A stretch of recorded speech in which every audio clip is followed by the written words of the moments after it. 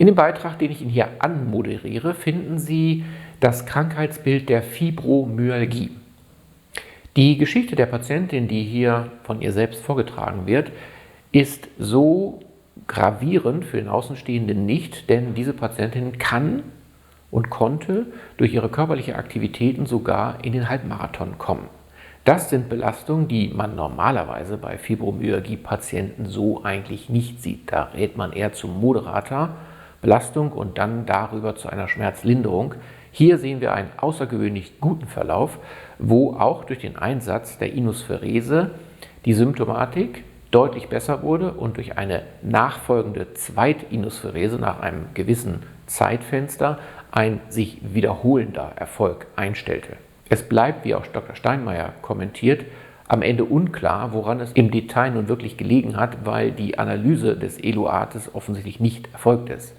Wir erkennen aber auch hier unter der allgemeinen umweltmedizinischen Sichtweise, dass eben auch eine Vielzahl kleinster, interagierender und synergistisch toxisch wirkender Substanzen bis hin zu Silent Inflammation an einer Symptomatik, die man nicht mit einer einfachen Diagnose fassen kann. Fibromyalgie ist ja auch eine eher beschreibende Symptomkomplexbeschreibung. Aber Sie erkennen, man hat hier wiederum eine Möglichkeit, therapeutisch und wenn man das Eluat untersuchen würde, auch diagnostisch genauer fassen zu können, was zu dem Symptomkomplex wohl beiträgt und wo man unabhängig von dieser Monotherapie, kann man ja schon fast sagen, dem Patienten weiterhelfen kann.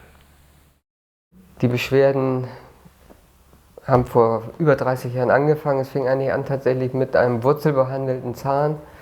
Und kurze Zeit später kam ein Mandelabszess dazu und dann haben die Probleme langsam aufgebaut, aber ich habe das nie in Zusammenhang gebracht. Ich bin dann zu vielen Ärzten gegangen, zu Orthopäden und Hausärzten und letztendlich war die Diagnose Fibromyalgie, aber eigentlich ist es eine Krankheit, die sich nur beschreiben lässt, aber sich nicht diagnostizieren lässt. Gut, damit habe ich relativ lange leben gelernt, muss ich sagen. Ich habe mich schon damit irgendwo arrangiert, mit viel Sport, mit vielen Dingen, die es besser gemacht haben. Die Patientin machte vollkommen richtigerweise Sport, Intensivsport, viel Sport, Bewegung, alles richtig. Sie stellte ihre Ernährung um auf entzündungsarme Kost, auf basische Ernährung. Das ist alles richtig und sehr vernünftig. Und entschloss sich, weil sich das Bild dann doch nur sehr eingeschränkt verbesserte, zur Aphorese.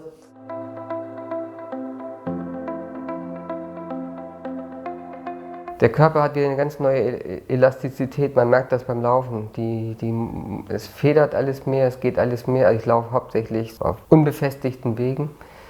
Aber es ist so, als wenn man wieder Stoßdämpfer bekommen hat. Es ist alles ganz weich und federnd. Und das ist halt auch geblieben. Und dann muss ich auch sagen, tatsächlich, die Fitness hat sich deutlich gesteigert. Also mit weniger Anstrengung bin ich in der Lage, mehr zu laufen. Also ich laufe bis zum Halbmarathon. Man ist wieder total entspannt, man schläft auch ganz anders.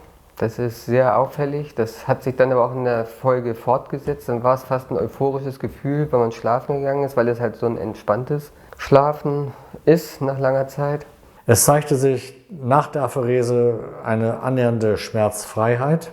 Die Patientin konnte sich normal wieder im Alltag bewegen, hatte ihren normalen Alltag zurückgewonnen. Das Bild verschlechterte sich allerdings wieder etwas. Nach und nach, allmählich, langsam, über die Zeit hinweg. Nicht auf das gleiche Maß wie zuvor. Sie war deutlich schmerzfreier als am Ausgangspunkt, allerdings so weit eingeschränkt, dass sie sich noch einmal zur Aphorese entschloss. Dann ist es aber tatsächlich so, was auch beschrieben ist, nach einer gewissen Zeit ist es wieder so ein bisschen nachgetropft. Ja, man ist dann aber auch bereit tatsächlich zu sagen, okay, ich mache noch eine Inospherese, weil man es einmal erlebt hat. So, und es ist tatsächlich so, dass so viel im Körper wohl sich angehäuft hat an problematischen Stoffen, die da irgendwie raus müssen.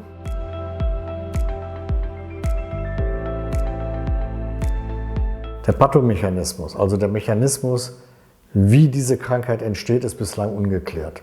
Warum die Aphorese in diesem Falle geholfen hat, lässt sich am ehesten erklären mit einer Vielzahl von Entzündungsmediatoren, die wir herausgewaschen haben, mit autoimmunen Prozessen, die bislang leider nicht genau geklärt sind, und lässt sich auch erklären mit dem Herauswaschen diverser unterschiedlicher Umweltgifte. Die häufigsten Umweltgifte, die klinisch eine Rolle spielen, sind die Pestizide, sind die Lösungsmittel, sind toxische Schwermetalle und sind Kunststoffe und Kunststoffweichmacher natürlich.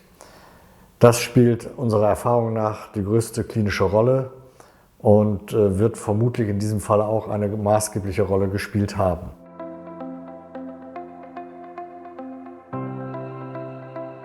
Es ist eine ganz andere Lebensqualität. Da stehe ich heute ganz anders im Leben. Und dann gibt es noch viele nette Begleiterscheinungen.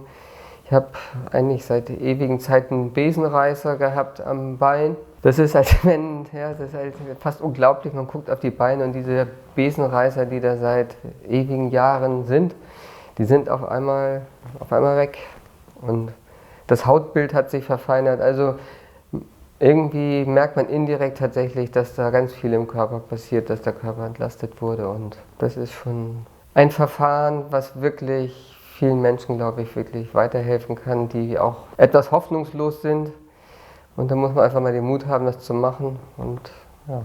Es zeigte sich, dass mit den beiden Aphoresen der Patientin maßgeblich geholfen werden konnte. Die Entzündungsmediatoren, Entzündungsfaktoren müssen eine entscheidende Rolle spielen.